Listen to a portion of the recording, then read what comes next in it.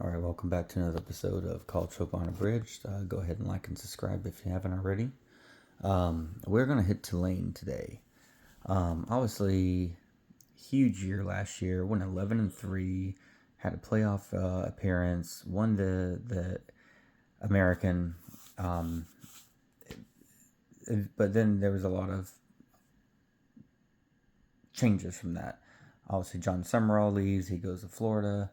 But a lot of the players are staying put. They promote Will Hall, who was the passing game coordinator last year, and a weird turnover. You have Russ Callaway, who was Florida's OC, or at least acting OC. He comes over as the OC for Tulane, so a little bit of a weird swap there.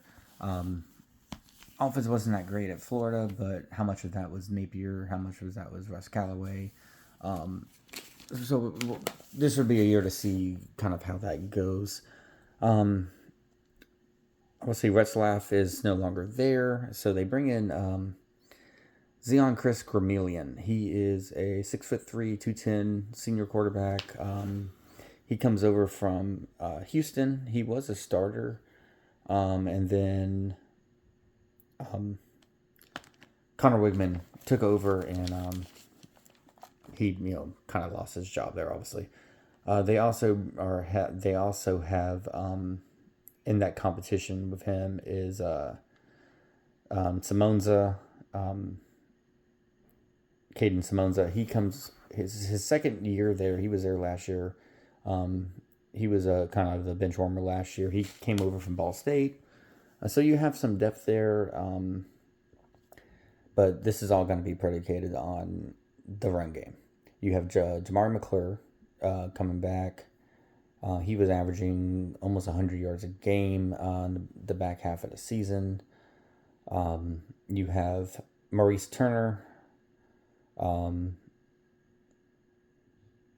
off an injury. He looked good in spring. And then they bring in Florida State transfer Jalen Lucas. So they should just be able to line up and run the ball. That's ideal. Receiving wise, they bring in LSU transfer Destin Hill, along with retaining Anthony Brown Stevens, who had around 500 yards last year. So they have plenty of pieces on offense.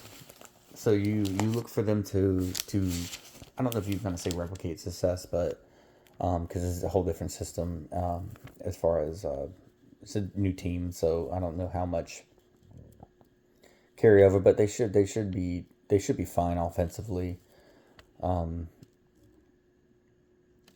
Defense look great. They're returning a lot of guys from last year. They promote linebacker coach Taylor Polk to DC.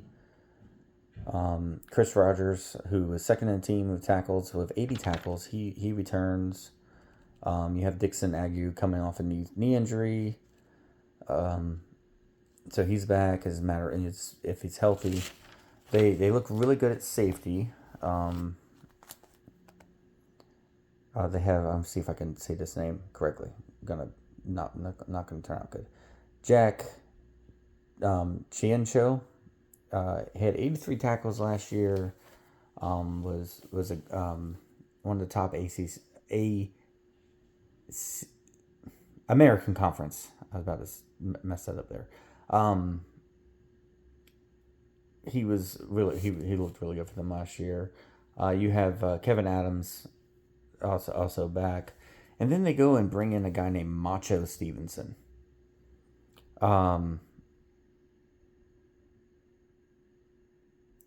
Just his name is Macho Stevenson. He was injured last year at Texas Tech, so hopefully he is back to full health and can contribute them, be a contributor to them at corner. So overall, I mean, it's really, I don't know if it's a testament to John Summerall or to the players there, or even to Will Hall, but I mean, you would have thought you would have seen a ton of transfers from Tulane, even players going to Florida, players going anywhere it really shows a lot of high character between the players and coaching staff and Summerall and all these guys. That there wasn't just this team isn't gutted from last year's team. It's not this brand new team. It's continuity there, continuity with coaching staff, which is good. Again, last year went 11-3. I don't quite expect that. They open at Duke, who they beat last year, and then they got South Alabama, at Kansas State, Southern Miss. They got to go at Army, Memphis, UTSA, at Charlotte, Tulsa, at Rice, North Texas, at South Florida. Pretty workable schedule. UTSA is always tricky. See what North Texas looks like under No Brown. See how South Florida looks like with Brian Hartline. A lot of coaching changes. Army's always a little tricky just because it's Army. Kansas State, new coaching with Klein, but they might even be a better team. And then that Duke game. But overall, it's really workable. I've probably said this 1,000 times. A lot of it comes down to this quarterback situation, how good they are. But even if the quarterback is subpar, they're going to run the ball. They got great running back room. So you expect them to be pretty solid team. That being said, I'm kind of leaning towards do like a 8-win season, probably around there.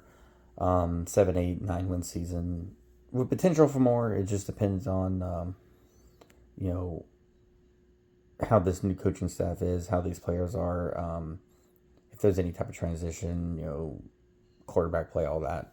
But they should be right in the top of the American, and it should be a good season, another good season for Tulane.